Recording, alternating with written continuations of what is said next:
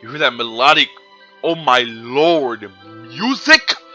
Oh my god, that is the music of some true visual novel goodness. This is R the Gamer here with Fault Milestone 1. Now, there is a sequel to this game, which I do not own yet. There is a prequel coming out soon next year. But we are starting with the first game in this series, right here, right now, while I upload a bunch of other stuff, like Fallout, Omega Quintet, and everything else that I have to finish. But we're going to finish everything before, like, February of next year. Because we got this. We're the best. Ain't nobody can beat us. We're the best. I've heard great things about this game. I've heard it's one of the best visual novels to play of this year. And I gotta get me some action of this goodness. So, let's start right this instinct. I don't know if I'll be able to read that because it might, like, disappear, but I'll leave that there. I fear this is about magic as well, so that's also a good thing. Oh, see, I was about to read it.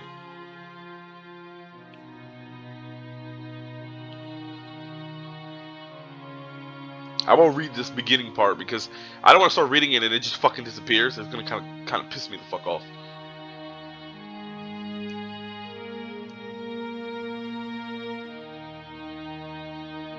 This music is amazing. Oh my god. Whew. I love hearing good music in anime games and anime, in anything that relates to this. The music is key. Oh my lord, I'm gonna love this game. I already feel it. Oh my god, you hear that melodic tone as they explain the story in scripts of writing. Well, the setting, I guess they're explaining, but you guys are gonna have to read that as this goes on, because I'm not reading that. I'm gonna read the regular stuff, but not that. No.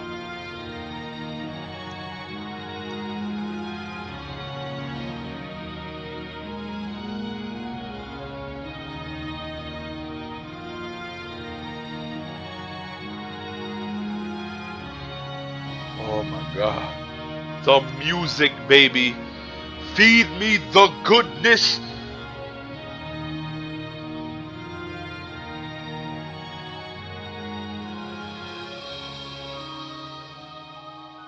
I think I'm gonna download me this soundtrack, because this soundtrack is amazing. Tragedy that would end peace that was established over 60 years ago. I don't know what the fuck that says, but that music. Oh my god.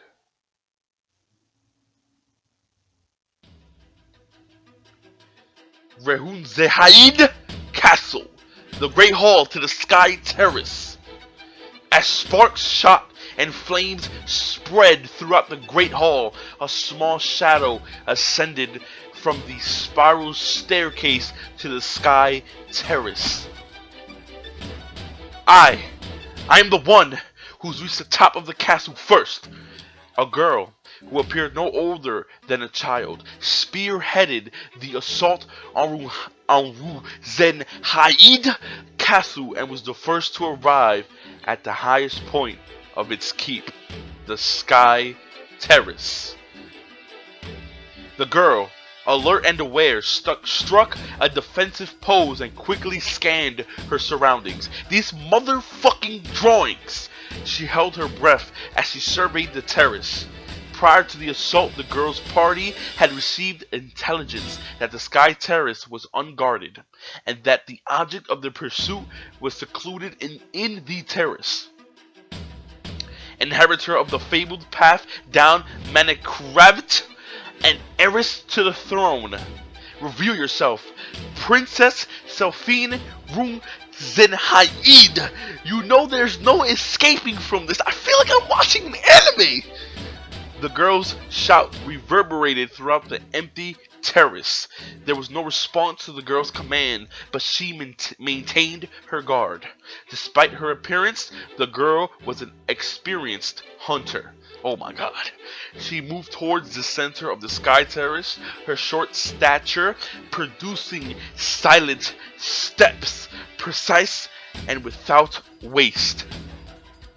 She has to be here, somewhere. With nothing in sight, the girl began to question the credibility of their intel. Doubt overtook her and she put her hand to her right ear and spoke aloud. Hey, Sion, can you hear me? If you can hear me, respond. I guess she's still preoccupied. Our intel was wrong. The target's not here. Nobody's here. The girl relaxed her guard and took a long, deep breath. Huh? The girl proceeded further into the sky terrace, towards the balcony. There was a solid wood dining table at the center of the balcony, which overlooked the castle town below.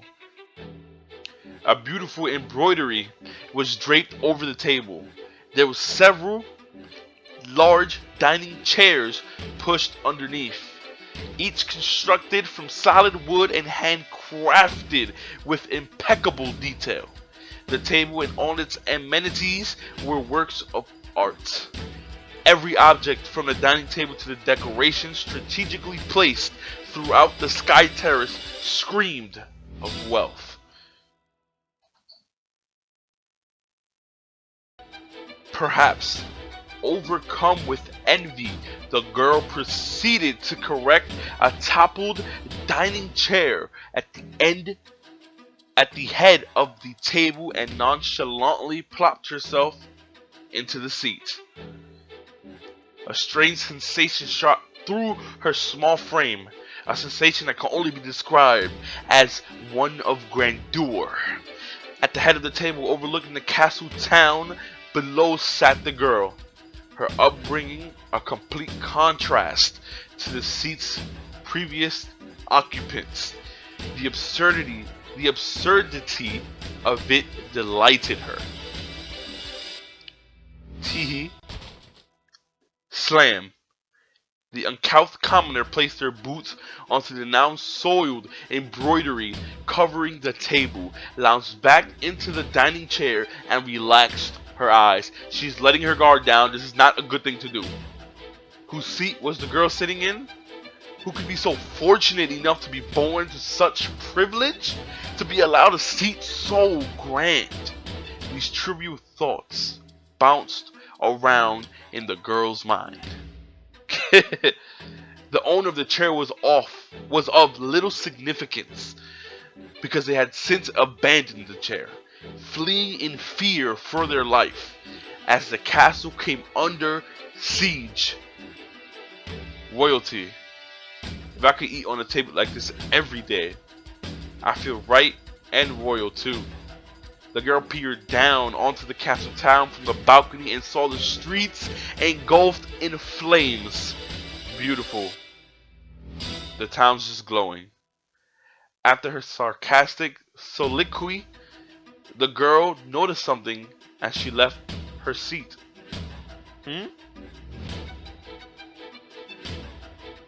Another girl stood at the entrance from where the first had entered. Mistress Marie.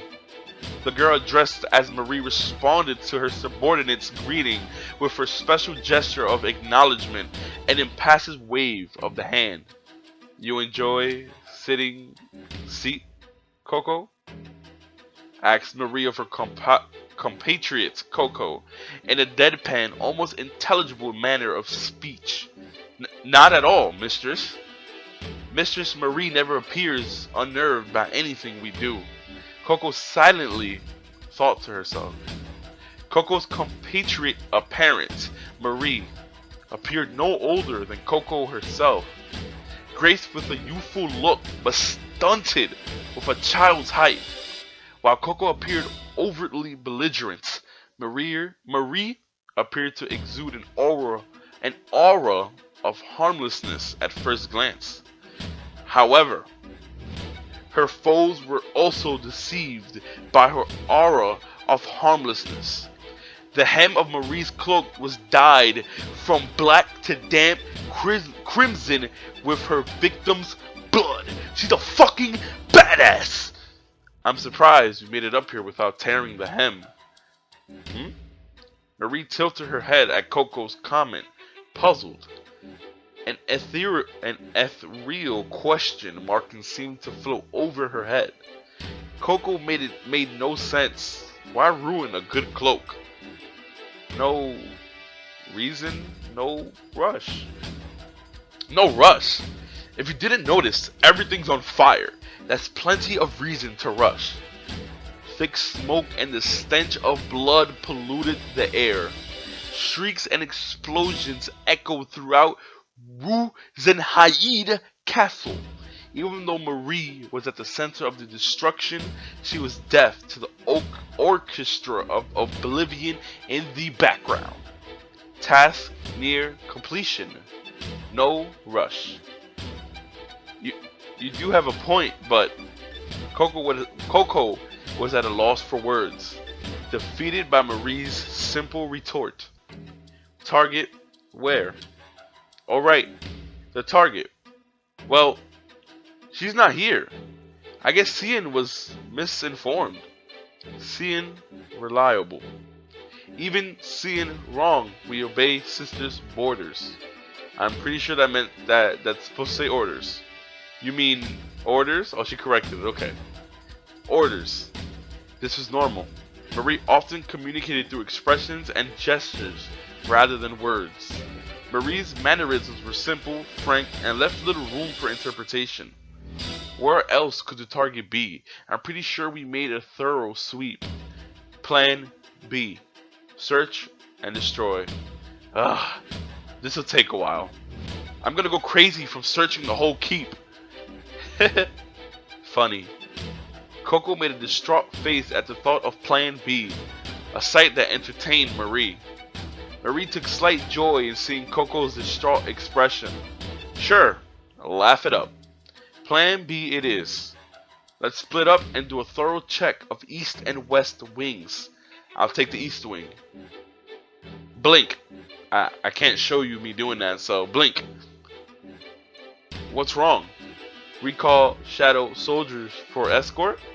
I'll be fine without them. My 150 shadow soldiers have already decimated most of Rughzenhaide's warriors, so I'm not counting on encountering anyone. What's the matter, mistress? Don't let overconfidence cloud your judgment, stated Marie in a soft voice, her words connected and well formed.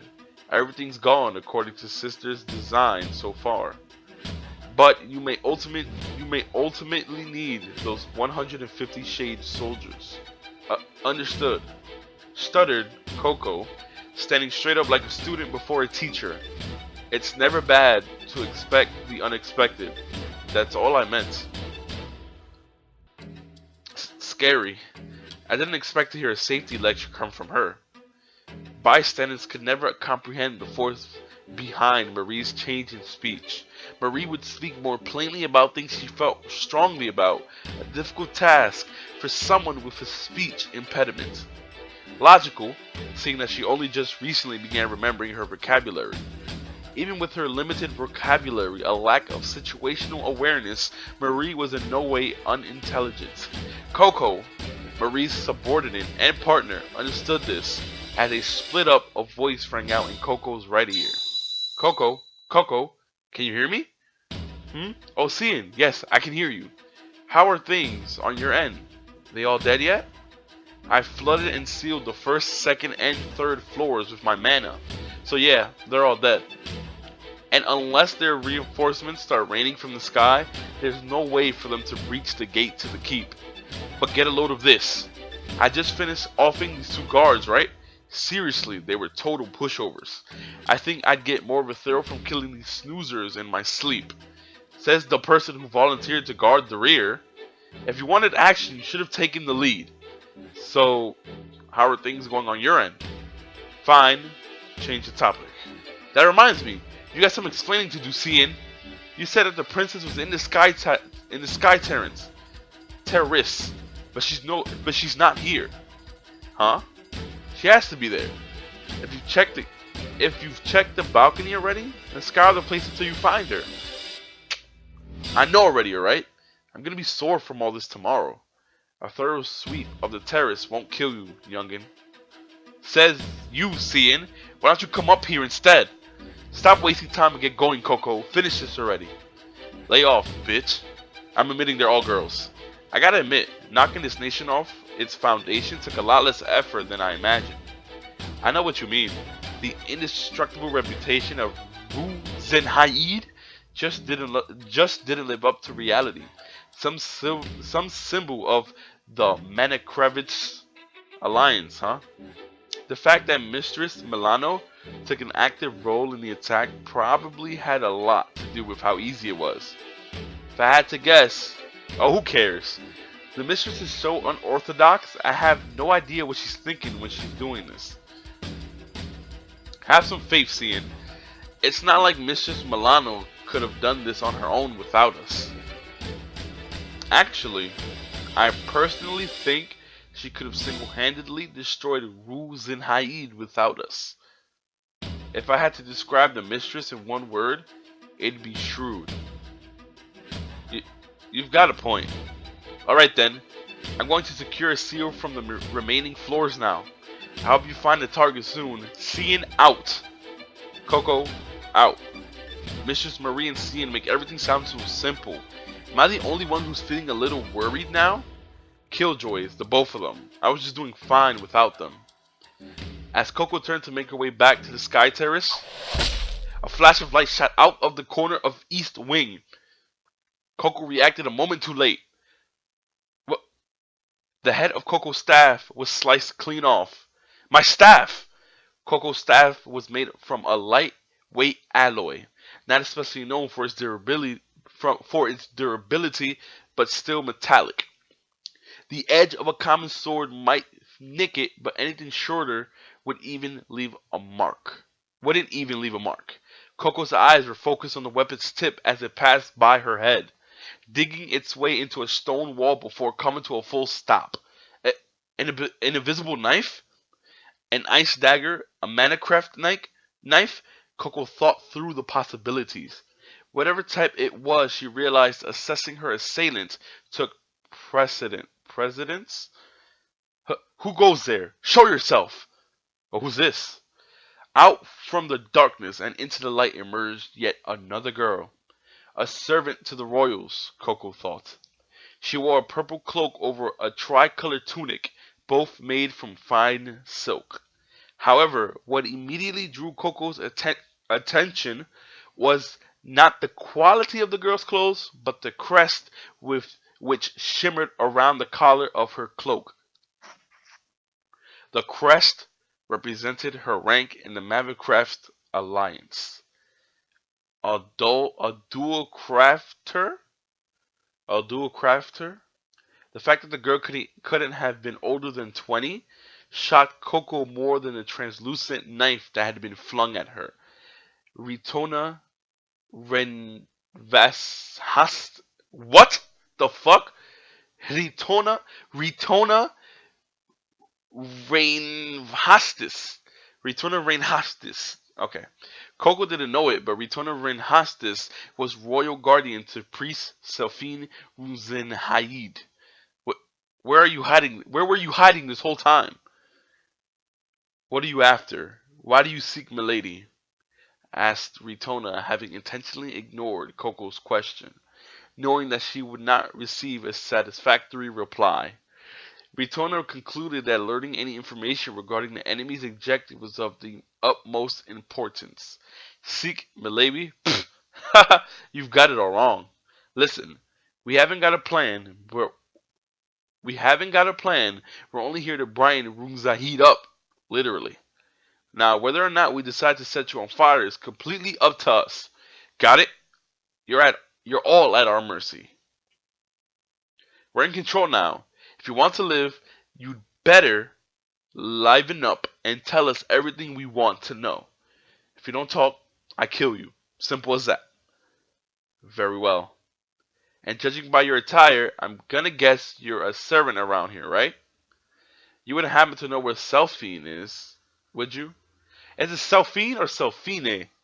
I think it's Selfine. I do know where she is. You do? Great! Let's do this then. You tell me where she is, and I promise to spare you. You will? And if I refuse? Well, obviously, if you don't tell me, then I'll kill you. Duh. Aren't my demands pretty simple and motivational? Are you trying to get on my bad side or something? Has the smoke gone to your head? Is your brain too fried to comprehend the situation here? I'm starting to lose my patience with you. The next thing out of your mouth better be Selfine's location or princess. What? You shall address Milady as Princess Selfine, you disrespectful child. The inferno blazing in Retona's eyes melted away her cool and collected demeanor. I do not know what it is you seek to gain from committing regicide, but you shall submit yourself before common courtesy and address the Princess of Rughzenhaide by her proper title. Your utter disregard for Milady's official title is evidence enough of your lack of morality. Huh? The time for talk is over. Duel me. Okay. You know, when people say duel me, I think of like Yu-Gi-Oh! A little bit, but then I think of like magic and swords and shit. So we're in for some crazy shit. I really feel it.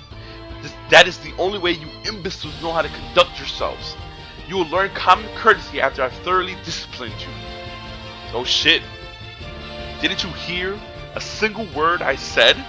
You think you can duel me? You think you can beat me?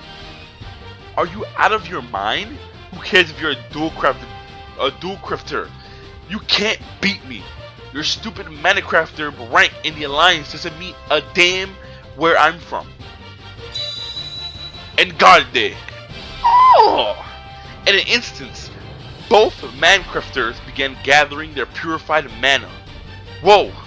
Two ethereal orbs of light slowly materialized and revolved around Retona, causing Coco to stare in awe. What's going to happen next? They began augmenting their mana with the surrounding mana, preparing for battlecraft. Okay. Gradually, a torrential mix of colored mana began revolving around Retona. Retona had initiated the incantation interval, which gathers together both colored and purified mana. This resulted in an already overwhelming display of her mastery of Pyro and Terra Minecraft, or so Coco had originally thought. What materialized from Retona's extravagant display of colored and purified mana was a translucent bladed weapon, which most Pyro and Terra dual crafters can create if they are inclined to melee attacks. You got my hopes up with that pretty light show, and that sword's all you have to show for it. However, it was no ordinary blade. It's a glass sword? You are out of your mind. What of it? You're nothing but a glass crevator? Do you have a death wish or something? You really think you can defeat me with that brittle blade? Enough chatter, child. Let us commence our duel. Keep it up, you big bitch. Just you keep it up. Call me a child one more time, I dare you. I double dare you. You think you can stop me, Glass Craftor? Is that what you think? Well, you're dead wrong. Cluck, cluck. As Coco concluded her declaration, she slammed the tip of her staff twice into the ground, causing a glowing triangle to emerge at the base of Retona's feet. She's casting a ranged Minecraft instead of engaging in melee combat? I'll make your passing as painful as possible. Oh my god. Arise. Oh my god. Oh my fucking god. Triangle incineration. Oh my fucking god. Silence covered the east wing, followed by a pillar of fire shooting from the glowing triangle to the ceiling. Oh my god. Sluggish. Retona escaped the trap, landing squarely behind Coco while running the tip of the sword along her back. Coco reacted in an instant, leaning forward while kicking hard at the ground to move away from Retona. After landing at a safe distance, Coco quickly assessed her wound, but where is it? What the? The wound was nowhere to be seen. The agonizing sensation of a sharp glass carving through her back gradually dulled and dissipated. How did you? Coco realized then how the wound had vanished. At first glance, Retona's sword would only appear to be made from glass, but it was in fact a lethal weapon of unusual craft. This glass sword is actually crafted from Tricidian ore. It's often mistaken for plain glass. A Tricidian sword, an ore capable of creating the sharpest edge known to humankind. It really did. But it's almost impossible to forge. Refining the ore without breaking it is impossible, but it can be done. My mastery of Pyro and Terra Manacraft allow for the creation of Tricidian weapons, though it takes some time. Why would you bother crafting a sword out of Tricidian at all? Don't you think forging a sword out of an alloy would have been easier? What difference does the material make, so as long as the resulting edged weapon serves its purpose? That's your reasoning for crafting some weird double-edged sword? In fact, why are you even dueling me with a sword? It makes no sense! You're a little slow on the uptake, aren't you? My battlecraft forte is in melee combat. Retona leapt in an instant. Coco knew she would be outmatched in melee combat, so she tried to gain distance over Retona. Arise, my shadow soldiers! Coco slammed the tip of her staff into the ground once more. The shadow from the staff stretched to the nearest wall from whence shadowy warriors began to emerge. Coco summoned forth 4 of her shadow soldiers. They quickly surrounded and trapped Retona, leaving her no room to escape. This girl can summon shadow soldiers? The very same ones that attacked our castle? Be careful, she's a slippery one. Cut her down before she uses that sword on you. And make sure she doesn't come anywhere near me. Coco raised her staff again, spreading a glowing wave of mana into the air. The glowing halo of mana wafted towards and encircled the 4 shadowy soldiers. May my wisdom of Pyro and Terra craft unbreakable chains. Slam! Coco's staff made contact with the ground once more, and the halo of mana materialized into a steel chain. How can she create and manipulate that chain from a distance? I need to see her movements, my lord. With a single stroke of her finger, Coco's shadow soldiers attempted to contain and maim Retona. Oh my fucking god. Regardless of her entrapment, she continued to bob and weave between the countless swings of the shadow soldiers' ethereal long swords. I've got her now. Clink clink! Coco's steel chain fell over her shadow soldiers, and they used it to bind up and trap Retona. Haha! There's no escape this time. I'm gonna enjoy watching you die. Coco and the shadow soldiers closed in on the now chained Retona, clasping hands to one another in the shape of a pentagram. And then, arise! Coco's staff and the shadow soldier's black sword simultaneously struck the ground at 5 points. From those 5 points, a glowing pentagram formed on the ground where Retona stood.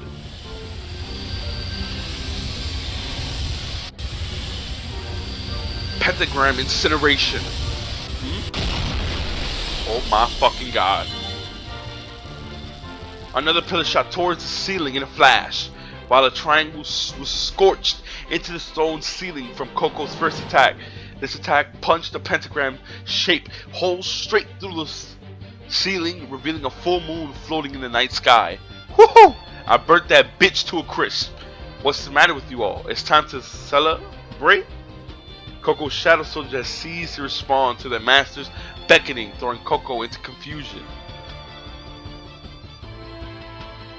Never forget this sensation, for this sensation surpasses that of steel. Spoke a voice as Coco's shadow soldiers disappeared, dispersed. Yet again, Retona had escaped Coco's trap and made her way around Coco's back. Bars! Coco was once more at Ratona's mercy, as she found herself with the tip of a Transitian sword pressed against her back. Even when lightly pressed against skin, the sensation of flesh being slowly flayed was evident from Coco's grimace. That's not fair. Glass can't cut through steel. It just can't. Something about you doesn't add up. You're skilled in conventional combative manacraft, but those very skills are unsuited for it. Your first attack was powerful enough to scorch stone, and your second attack far surpassed the first, blasting straight through mortar. But the incantation intervals for both manacrafts was too costly. I could have defeated you easily in the time you took twice. Thus, your ranged manacraft was insufficient in a duel that called for ranged. I don't need your stupid lecture. Ugh! Coco clung desperately to her staff, bearing the immense pain of Ratona's Transitian sword against her neck. Why? When I was so close to achieving our objective, did I encounter this bitch? Very well. Your life is in my hands, but I do not wish to spill your blood. I detest using force as a means of resolution. I only desire dialogue to end this needless bloodshed. The pain Coco felt from the sword diminished. Dialogue? Coco reacted to Ratona's ultimatum with disgust, but in an instant... You're something else, you know that? Coco reached a conclusion regarding her opponent. She realized that Ratona would ultimately choose not to kill her, which brought her to dark delight. You're right. Coco sneered and lunged the tip of her stab down the Ratona's foot. What kind of idiot would want dialogue with the people who massacred her people? Oh, I know who. I know who would. You! Indeed. Compassion had no place on the battlefield, even from a citizen of a kingdom renowned for pursuing pacifism. Even Ratona was well aware of this paradox. She knew she could be forced to take her foe's head. Ratona resisted, even struggled against the impulse to kill Coco. It was this very impulse that set Coco and Ratona apart. Coco was capable of committing murder without a hint of hesitation. You cannot defeat me, child. Your provocations fall on deaf ears. The only idiot here is the one who's still struggling when the swords press against their throat. Ratona struggled against the concept of executing the child. She eventually struggled the concept of this child committing mass murder without a shred of hesitance. The concept of child soldiers was foreign to Ratona, who didn't know how fortunate she was to be born and raised in a peaceful kingdom. To Coco, Ratona's mercy was a childish ideal to pursue on the battlefield. It was kill or be killed. It feels like I'm talking to a wall. Your mercy makes no sense to me. Do you know how many of your people I've slaughtered tonight? And you want to settle this peacefully through dialogue? How naive can you be? Is it so wrong to take a life if it means protecting someone you can't live without? Well, is it so wrong? We're not so different, you and I. I know you'd kill to protect your precious princess. Ratona gave no retort. She was apprehensive at the very aspect of agreeing with Coco's creed. It wasn't like Ratona to be rattled by words, so... In fact, Ratona was shocked into speechlessness, followed by a disquieting silence that befell the chamber. Ratona had never let an opponent's words affect it to the point of speechlessness. The unnatural silence that filled the air felt almost organic, as if produced to conceal a shadow which found itself directly behind Ratona. Carved crusher.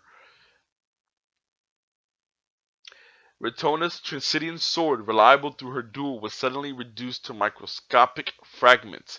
My sword? It shattered from mana instability? I should have been able to detect this. Case in point. This is my faithful partner, Mistress Marie. We kill to protect each other. Look, guys, I gotta stop here. Marie just showed up. They just had a fucking duel. Shit is going down. I like this game. The music, everything is just so good about it. We're gonna pick up in the next part, you guys. I know you guys are gonna love this game. I love it so far. I love this shit. So, I'll see you guys next time.